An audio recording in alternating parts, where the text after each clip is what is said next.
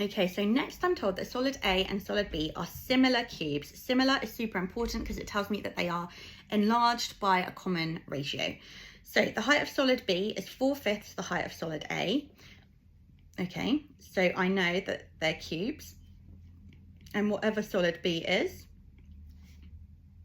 so this is solid A, so I could say that's X, and solid B, its height is going to be 4/5 X. I'm told that the volume of solid A is 125 centimeters cubed. Find the surface area of solid B. Okay, so let's see what we can do. I know that X, well, how do you find the volume of a cube? You work out the area of the cross section, which would be X times X, and then you multiply it by the length. Like, you imagine the cross section is the bit you can push through the whole shape. So that would be X times X times X, which is X cubed. So I know that X cubed is 125, because they've told me that. Therefore, X is going to be the cubed root of 125, and hopefully you know your cube numbers. The cubed root of 125 is 5. So if solid B has a height that is 4/5 the height of solid A, then its height is just going to be 4, because 4/5 times by 5 is 20 divided by 5, which is 4. So I know that the height of solid B is 4. And I need to find the surface area. Now, how do I find out the surface area? Every cube has 6 faces. So this is for cubes and for cuboids. So if you imagine all the faces, you've got the front face and the back face. Then you've got the side face here and the side face here. And then you've got the base and the top. So I know that a cube has 6 faces. You can also imagine it as a net. So like if you unfolded the cube, it would look like this. You like fold it back up. So a cube has 6 faces. I know that the side length is 4. Okay, so therefore each individual face has an area of 16 centimeters squared.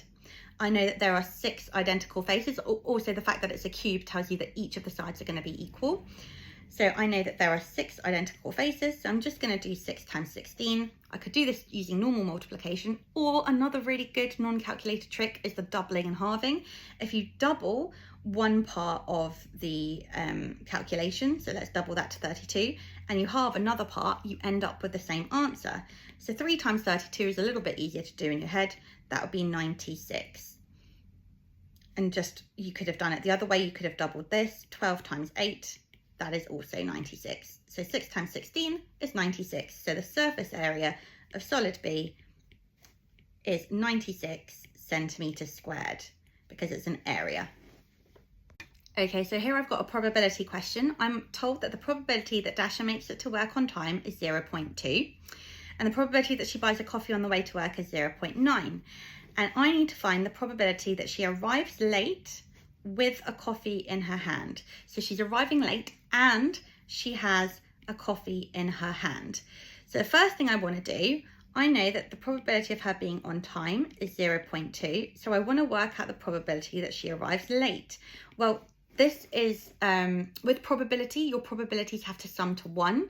So the probability of her being on time is 0.2. The probability of her arriving late is going to be 1, take away 0.2, which is 0.8.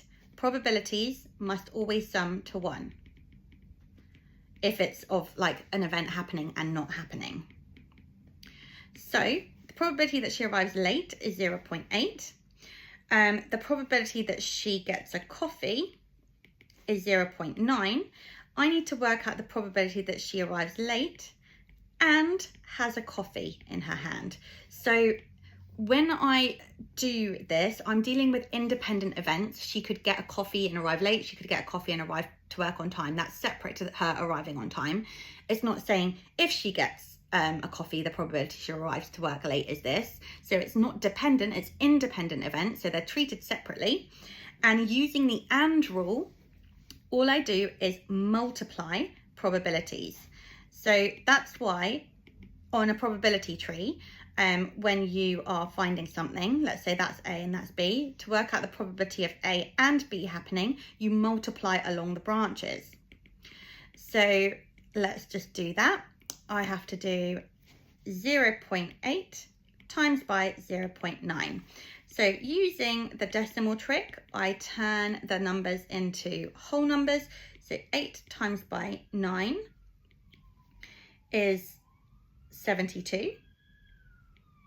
And I know that in order to turn it into a decimal, when I'm multiplying, what have I done? I've times 8 by 10 and I've times 9 by 10. So I'm going to have to divide by 100 to get back to it. Or the quick trick is, I know the digit's going to be 72. There's 2 digits in my calculation after the decimal point. So I know my answer is going to have 2 digits after the decimal point as well. So that would be 0.72. And that is my answer. Okay, so in this question, I've been told line A has the equation of y minus 2x is 5, and that line B is perpendicular to the line. They both go through the point of 4, 3, and I need to find the equation for the line B. Now, every straight line can be written in the equation of y equals mx plus c, where m, it represents the gradient, so the steepness of the line, and c represents the y-intercept. So I need to find the gradient and the y-intercept. Now, first things first, if you get an equation and it's not written in the form y equals mx plus c, just rearrange it. So y minus 2x equals 5. I'm going to rearrange it so that y is the subject. So I add 2x to both sides, and I'm left with y equals 2x plus 5. So I can find the gradient. So the gradient of A is 2. And a key thing you need to know about perpendicular lines, the gradients of perpendicular lines multiply to make -1. Another way of saying this is they are the negative reciprocal of one another. So what does that mean? A reciprocal, so let's just use 3. The reciprocal of 3 would be a third. It's like the inverse of it. So why is that? 3 as a fraction would be 3 over 1. The reciprocal, you just flip it. And the negative reciprocal, if you've got a positive number, the negative reciprocal would be minus a third. If you have a negative number, so the negative reciprocal of -2 would be a half, because you have to multiply them. So they need to multiply to make -1. So if I know that fact, then 2 times by something must make -1. That something is the negative reciprocal of 2. So I turn it into its reciprocal. You can always just imagine it as a fraction if that helps. And I'm going to stick a minus sign in front of it. Therefore, the gradient of line B is -1/2. So I can just start by writing this. And this is the first part of my equation for line B. I then need to work out the y-intercept. That's going to be a little bit trickier, but in this equation where y equals mx plus c, the y and the x, these just represent the coordinates at any given point. Now, I've been given the coordinate 4, 3, so I know that the lines both go through this point. So therefore, I can substitute x equals 4 and y equals 3 into this equation. So if y is 3, 3 must equal -1/2 times by x plus c. So let's simplify that. -1/2 times by 4 is -2 plus c. So to rearrange it and get c on its own, I add 2 to both sides. So 3 plus 2 is 5, so c must equal 5. Therefore, the full equation of the line is going to be y equals -1/2x plus 5. And that's how you do a perpendicular question. If the question was the same but parallel, you just know parallel lines have the same gradient. And remember to always use the point and substitute it into your equation. Okay, so here I've got two different ratios that have one variable in common. So what I can do is I can write them in the way that I want them to finally be, x to y to z. So I know that the ratio of x to y is 2 to 3. Then I know that the ratio, and this is where it gets, this is not a simple standard kind of combining ratio questions. I know that the ratio of 2y to z is 4 to 5. So 2y is equal to 4. Therefore, if 2y is 4, y must be 2. So the ratio of y to z is going to be 2 to 5. Okay, so then I know the ratio of y to z is 2 to 5, and I can write it in this table here. In order to combine the ratios, you want your common variable, in this case this, to be equal. So you find the lowest common multiple of the variables. The lowest common multiple of 3 and 2 is 6. So I multiplied this ratio by 2, and that is going to be 4, and that is going to be 6. And then I multiplied this ratio by 3, because 2 times 3 makes 6, and then 5 times 3 makes 15. So x to y to z would be 4 to 6 to 15. Okay, so dealing with standard form, when you've got a question like this, there's a few things that you can do. So 2.1 times by 10 to the power of 7 is being divided by 3 times by 10 to the power of minus 5. Now what we can do, because remember that divide sign is this divide sign here, it's just another way of writing it. When you've got fractions, if their numerators are a product and their denominators are a product, you can separate them. So I could separate that into 2.1 over 3 times by 10 to the power of 7 over 10 to the power of minus 5. And then it just makes it a little bit easier for me to see what I'm doing.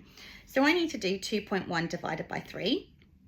So how many 3's fit into 2? 0. I've run out of numbers, so I put the decimal point and I carry the 2. How many 3's fit into 21? 7.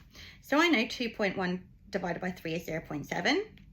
Then I do the standard form. Now what do you do when you divide indices? Well, the law of division is that whatever this is, you subtract the powers, okay? So when you're dividing indices, you subtract the powers. So I'm going to need to do 10 to the power of 7, take minus 5. And when you're taking away a negative, you add them. So that would become 10 to the power of 12. So 0.7 times by 10 to the power of 12. I haven't finished yet though, because they have said, write your answer in standard form. So for it to be in standard form, it needs to be between 1 and 9.9 times by 10 to the power of something. So I need to times this by 7. Okay, so I've multiplied 0.7 by 10 in order to turn it into an integer so it can be in standard form. And because I'm timesing by 10, I then divide by a power of 10 on this side. So that will become 10 to the power of 11. Because each of these little powers, what does 10 to the power of 12 mean? It means 10 times 10 times 10, 12 times. So if I've times part of the calculation by 10, I need to divide the other part by 10 to keep it the same. So in standard form, that would be 7 times 10 to the power.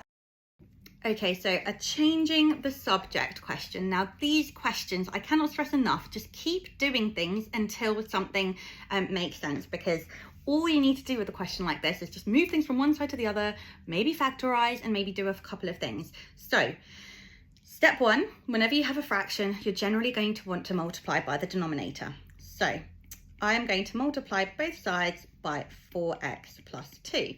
So I'd be left with y brackets 4x plus 2 equals 3 brackets 2x minus 8. And always bear in mind it is x that you're trying to make the subject of the formula, so you want to end up with x equals. So what I could do is first I could expand the brackets. So I'd be left with 4xy plus 2y equals 6x minus 24. Now I've got x on both sides of the equation, and I've got x in terms that are not like terms. And if this happens, this is where it's a key sign that all we need to do is factorize. So let's bring the x terms onto one side and then we can factorize. So if I first subtract 6x from both sides, I'd be left with 4xy, take 6x plus 2y equals minus 24. And then I could just move the y. So I'd be left with 4xy minus 6x equals minus 24 minus 2y. And then I can factorize. So I want to factorize the x out so the x can be on its own. So that would be x on the outside, 4y take away 6 equals minus 24 minus 2y. And then the last final step would just be to say x equals minus 24 minus 2y over 4y take 6. It's not the nicest of fractions, but we have made x the subject of the formula. One little extra bit actually, this is quite ugly, and generally they're not going to want you to have like a negative numerator. So if you get a situation like this, I'll just show you why this works. So if, let's say, x was minus 8 over 2. What is my answer? Minus 8 divided by 2 is minus 4. Now, if I multiplied each part of the fraction by negative 1, I end up flipping it. So that would be 8 divided by minus 2. But that doesn't affect the end result because my end result is still minus 4. So what I can do in a situation like this is just times everything by minus 1. So x would be 24 plus 2y over, well, it would be negative 4y plus 6. So what I could then do is just rearrange it, 2y plus 24 over 6 minus 4y. It doesn't really matter which one comes first, but it's just nice to not have a negative at the beginning. So that is just one final little tip. Okay, so in this question, I've been given a shape and I've been asked to enlarge it by scale factor minus a third. Okay, so if you get a minus scale factor, it reverses the direction. Okay, so normally when we're doing enlargements, we have our center of enlargement, let's say it's here, and then we're like, how do I get from here to there? How do I get from my center of enlargement to the shape? And then you like enlarge it like that. But what we're doing when we reverse the direction is we start from the shape and go towards the center of enlargement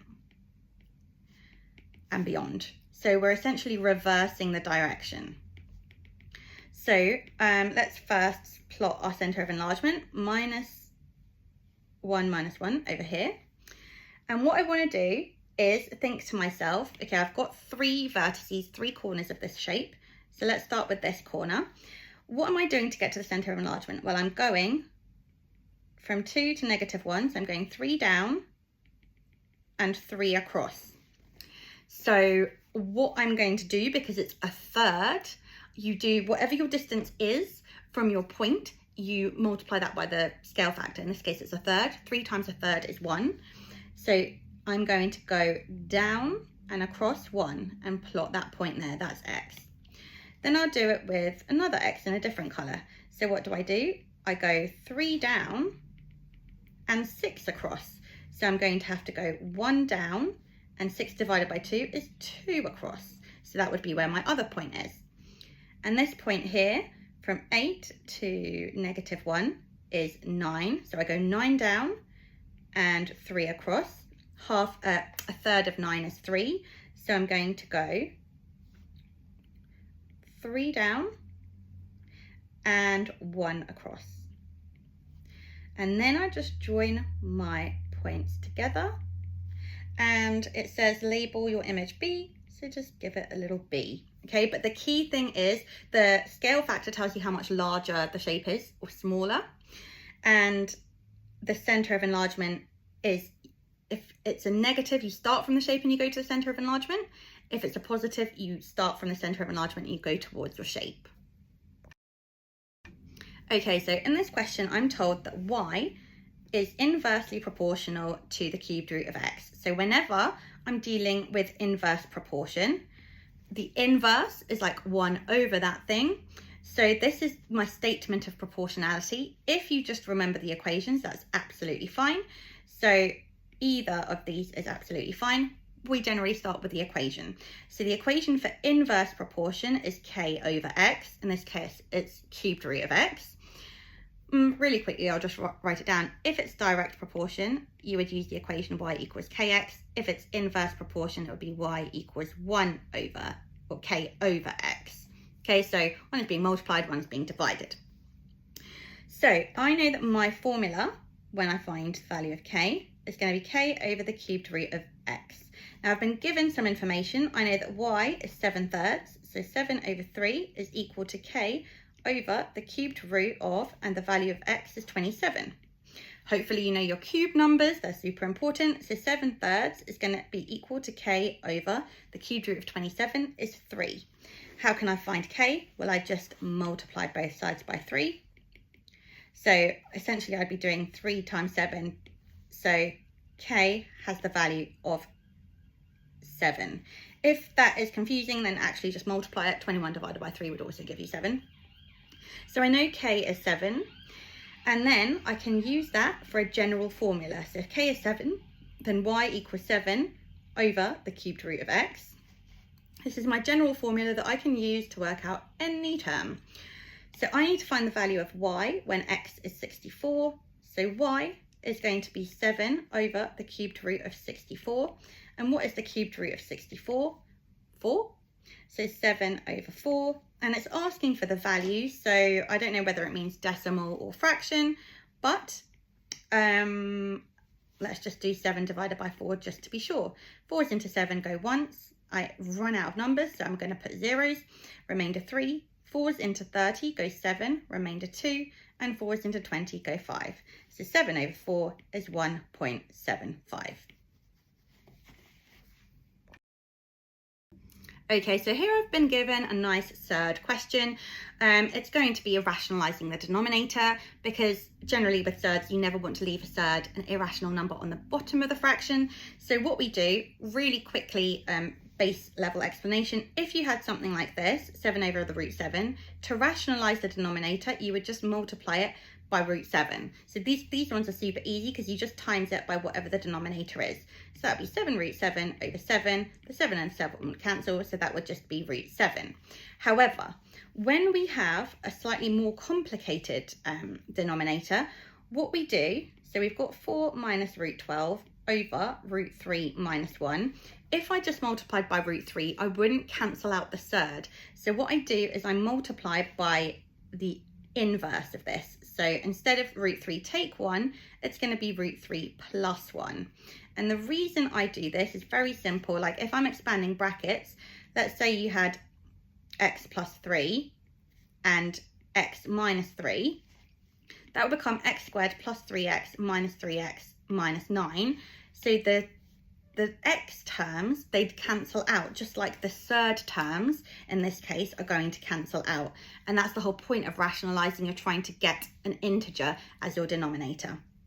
So once we do that, we just multiply. Now, when you're multiplying, it's just like expanding brackets. So that would be 4 minus root 12 times by root 3 plus 1. So we'll do the numerator first. So that would give me 4 root 3 plus 4, and then really quickly, so when I'm multiplying thirds, what you do, actually let's just do it as a general rule, if you're doing a times b, you just bring them together as ab, so it's the product of the two. So root 12, or negative root 12, times by root 3 is going to be negative root 36. 12 times 3 is 36. So negative root 12 times by negative root 3 is going to be minus 6. Then I do negative root 12 times by 1, which is just negative root 12. Okay, I'm going to want to simplify that.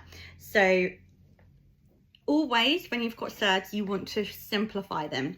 Now, when you're simplifying a third, so in this case we've got root 12, what we do is we say to ourselves, okay, I want to find two numbers that multiply to make this number, and ideally one of them is going to be a square number. So your square numbers are 1, 4, 9, 16, 25. It's going to be one of them. So 4 times by 3 makes 12. Now I could write that as root 4 times root 3. It's the same thing if I follow this rule. And what is the square root of 4? That is 2. So root 12 would simplify to 2 root 3.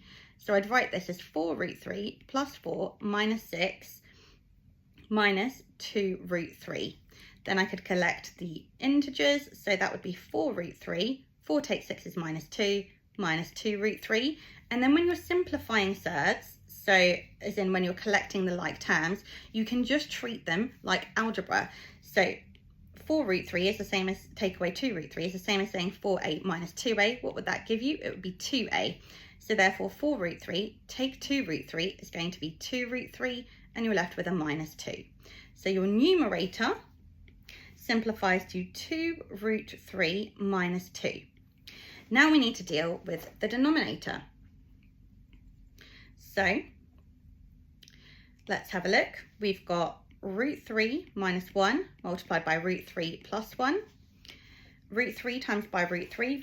Another quick fact that you should hopefully know, but if not, then a surd multiplied by itself is its unsurd self. So quick example, square root of 25 times by the square root of 25. I know that square root of 25 is 5, and I know that 5 times 5 is 25. And therefore, any surd multiplied by itself, you get rid of the square root sign essentially. So square root of 3 times square root of 3 is just 3. Square root of 3 times by 1 is square root of 3 minus square root of 3 minus 1. And that is why I do the conjugate, the inverse, because these two terms cancel out. So I'm just left with 3 minus 1, which is 2.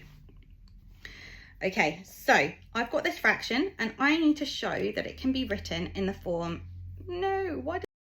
okay, so I need to show that it can be written in the form a plus b root 3. So once again, what can I do? Well, I can write these as two separate fractions just to make life easier for myself. Because remember, if you're adding or subtracting fractions and they have the same denominator, you can bring them together. So this and this would simplify to the same thing. It just makes it a little bit easier to see what you're doing. So 2 root 3 divided by 2 is just going to leave you with root 3 over 1. Take away, and 2 over 2 is 2 divided by 2 is just 1. So that is the same as saying root 3 minus 1. And in this case, don't worry if it says a plus, it can also be a minus because you can add a negative. So a isn't an integer, but if it was, it would be 1 root 3 minus 1. Although they have said in the form a plus b root 3, so just to be technical, we'd say minus 1 plus root 3. And that would be our final answer. Okay, so a functions question, and functions, please don't be scared of them, especially the first type where you're just literally substituting into an expression. So I'm told for x is greater than or equal to 0, the functions of f and g are such that f of x is 2x plus 3 and g of x is cubed root of x plus 3 over 4. I need to find g of 64. All that means is you substitute 64 into anywhere you see the value of x. So g of 64 is going to be the cubed root of 64 plus 3 over 4. What's the cubed root of 64? 4. So I'm left with 4 plus 3 over 4. 4 plus 3 is 7. 7 divided by 4 is 1.75. Okay, the next part is inverse, the inverse of g. So what we do when we're finding the inverse, there are a few steps that we need to take.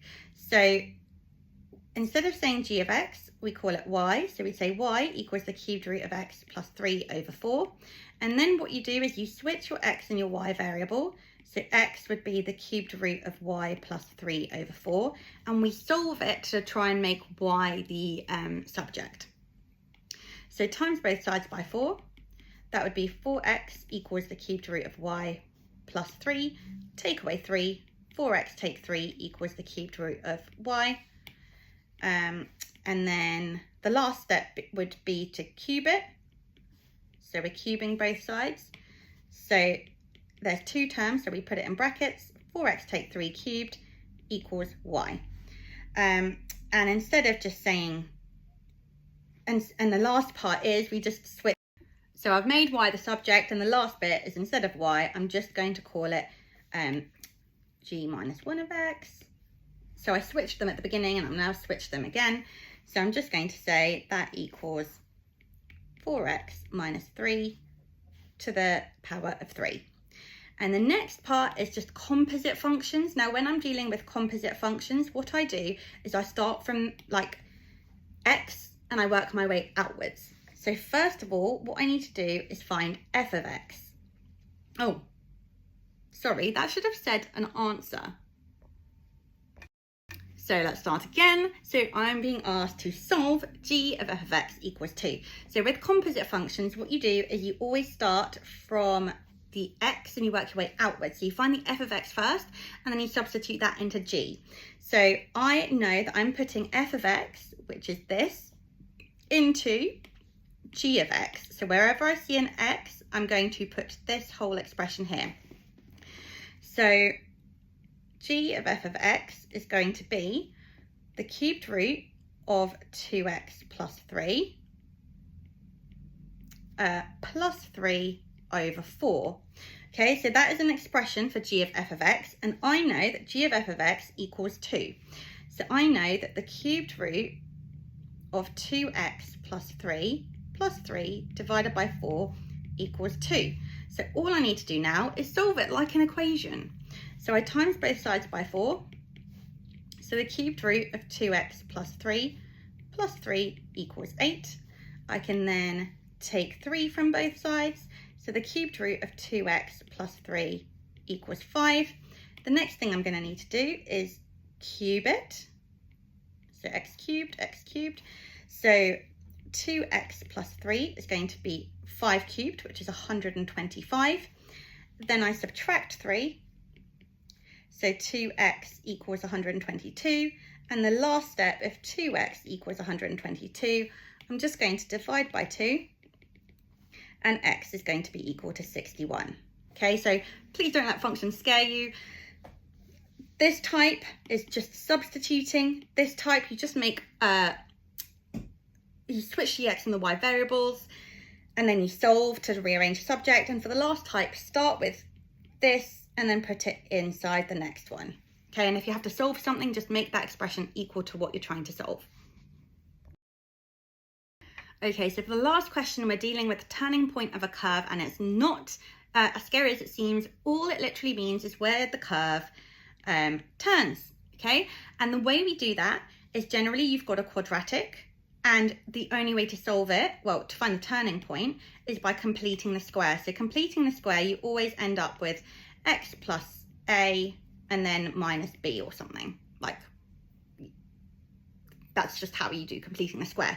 Now, your coordinates of your turning point are always going to be whatever this is, the inverse of it, and then whatever this is, that's the coordinate. So this will make a little bit more sense when we go through this, but that is all we need to know for turning points.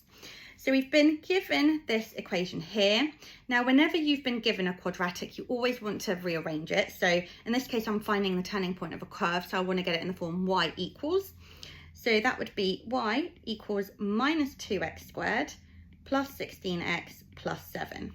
Now, I'm going to need to find, this question doesn't tell you, but normally they do. They say by completing the square, find the coordinates. So I'm completing the square, but this is a little bit of a difficult one because I've got a negative coefficient of x. So what I'm going to do is I'm just going to deal with this part, okay? Ignore the plus 7 for now. I'm going to leave it to the side. We'll come back to it later. And what I want to do is just factorize this negative 2 out. So if I factorize the negative 2 out, that would be x squared, but here I need to get a positive 16. So negative 2, if I just halve that, negative 2 times by 8 gives me negative 16. So this is going to be negative 8x. Okay, so that's a little tricky sticking point. So I factorize that and I'm left with plus 7. So what I want to do is just complete the square of this expression here. Completing the square just means finding the square. If you need me to go over that in more detail, just let me know. But for the purpose of this question, I'm going to assume you know how to complete the square. So when we're completing the square, we halve the coefficient of x. So that would be x minus 4 squared. And if you need to do working out, just do it to the side. X minus 4 squared, what would that actually give me? Well, that gives me x squared minus 8x plus 16. And the expression that I need is x squared minus 8x. So therefore, to get it back to 0, I take 16. Okay, so this expression here, I've completed the square, and I've still got that -2 lurking on the outside, and I've got this +7 lurking on the outside. So next, what do? Well, I expand everything back out. So that would be -2, x minus 4 squared, and -2 times by -16 is +32, and I've got 7 on the side. So I simplify that even further, -2, x minus 4 squared, plus 39. And remember what I said about the turning point? It's going to be the inverse of whatever is in here for the x coordinate. So the inverse of -4 is 4. And then whatever this is going to be the y coordinate. So that is how I'd do that question. And we've come to the end of the paper. So if you do need any help on any topics, any clarification, there are probably videos that I've done in the past that I can link to you. So just leave a comment, or if there's something I've never covered, then I can maybe quickly make another video. But good luck for tomorrow. I'm sure you'll be absolutely fine.